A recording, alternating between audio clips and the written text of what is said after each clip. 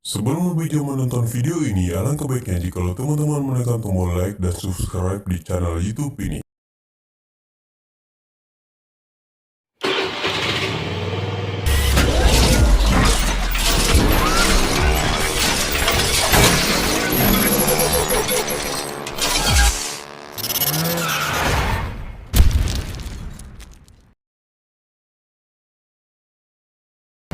Saya baru di Jalan Ahmad Yani Surabaya ya. Ternyata Jalan Ahmad Yani ditutup ini teman-teman. Juga ditutup. Jadi banyak pengendara yang kaget. Kita belum tahu sih mulai kapan ditutup dan tujuannya apa. Tetapi memang sepertinya baru ditutup ya. Sepertinya baru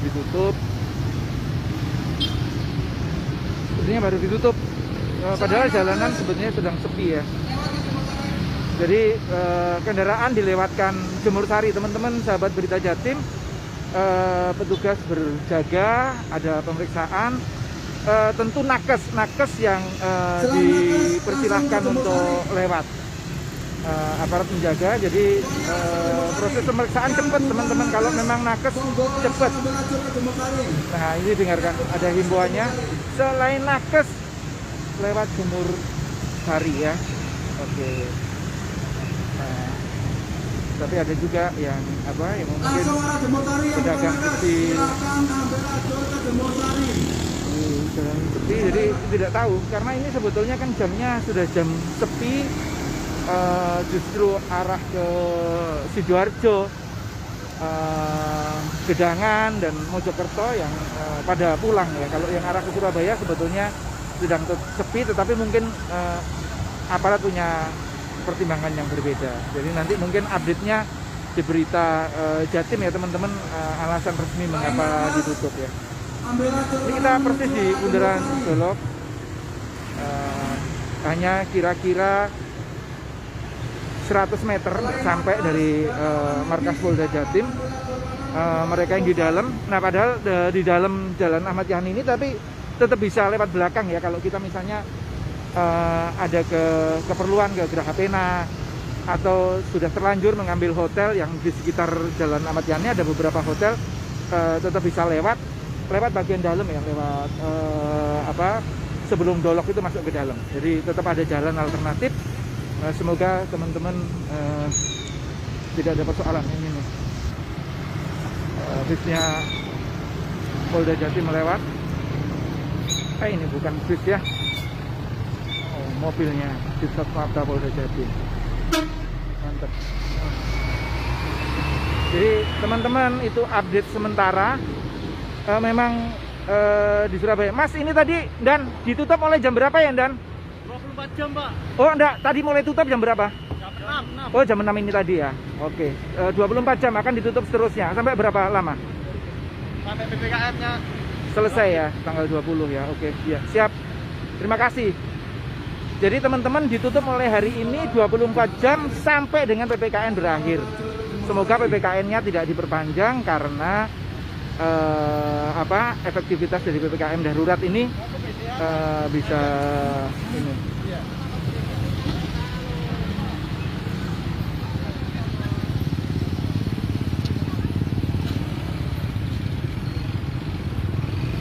Ada yang tetap ini, petugasnya tegas, diminta untuk menunjukkan kartu kerjanya, dan karena tidak bisa menunjukkan kartu kerja ya mereka langsung pergi.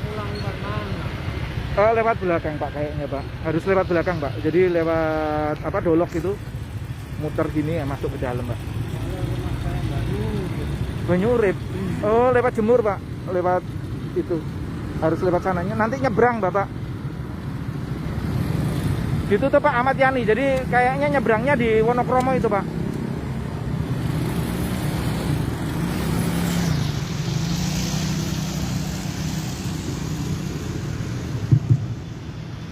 Ini memang mengagetkan karena baru jam 6 sore, sekarang baru jam 6 4 menit sebetulnya. Jadi kayaknya teman-teman petugas melakukan penyekatan lebih awal ya. Tadi saya kira-kira sudah di sini lebih 5 menit atau 7 menit ya.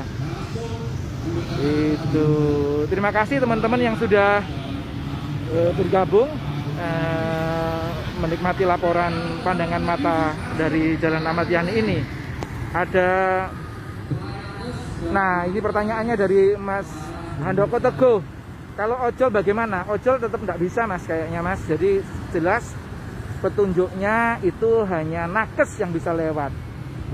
Itu pun harus menunjukkan surat kerja dan ya itu kartu identitas ya, tempat bekerja. Ini penutupan ini agak menarik ya. Mengapa baru dimulai jam 6 sore ketika arus lalu lintas ke tengah kota sebetulnya sudah mulai sepi. Nakes dan angkutan medis ya, ini ditambah lagi ya.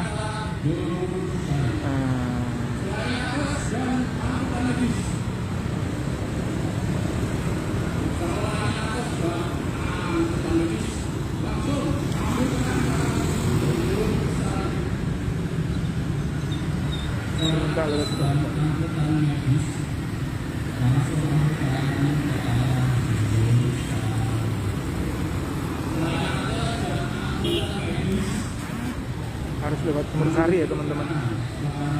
Jadi ini ditutup ketika sudah sepi. Tapi mungkin supaya sudah mulai diberitakan sehingga besok pagi orang tidak kaget ya. Jadi memang ini masuk Surabaya jadi ekstra karena kita tahu di Bundaran Waru sudah ditutup. Orang semestinya dia bisa mengambil beberapa ruas jalan untuk bisa masuk kota. Ini problemnya buat teman-teman yang naik motor ya. Naik motor ini pasti setengah mati ya. Buat teman-teman yang naik motor ini butuh ya, tapi kalau orang Surabaya, Sidoarjo mestinya paham lah ya jalan harus lewat mana.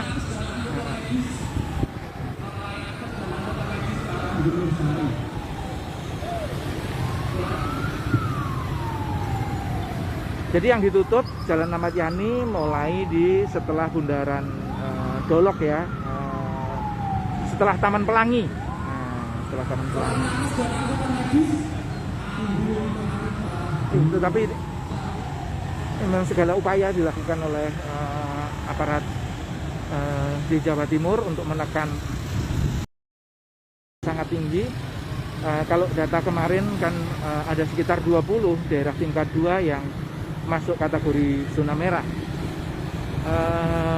Pemkot sedang berjuang untuk mempercepat proses vaksinasi, menekan penyebaran COVID dengan mempercepat proses vaksinasi dengan melakukan vaksinasi massal di Gelora 10 November.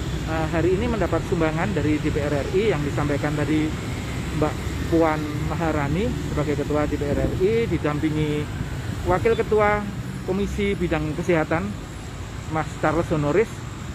Tadi datang meninjau, termasuk meninjau juga lapangan tembak yang sudah diubah menjadi tempat untuk rumah sakit darurat tambahan ya.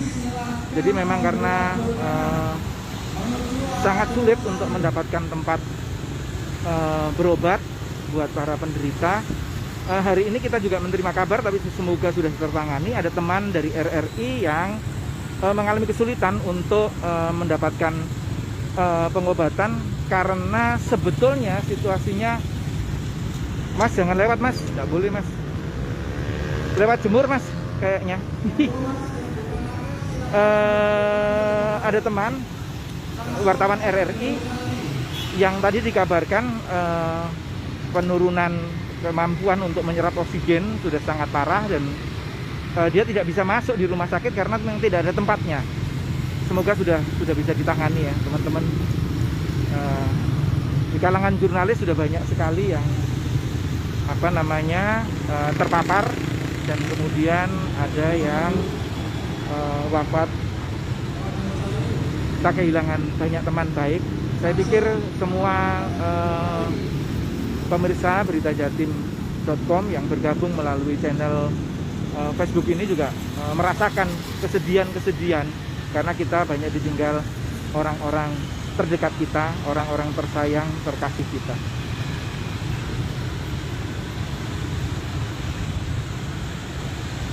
Terima kasih sudah yang like, yang sudah komen. Mas Rofi, Minak Sopal, ada Mbak Divan Pari, ada Bruri Sutiantyo, ada Mas Andoko Teguh, banyak teman-teman. Terima kasih banyak teman-teman. Susanto Heru, Muhammad Al Irsyad, Ahmad Winarno.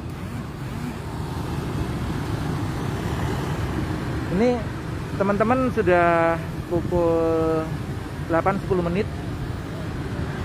Saya sudah ada di sini sekitar 4 jam.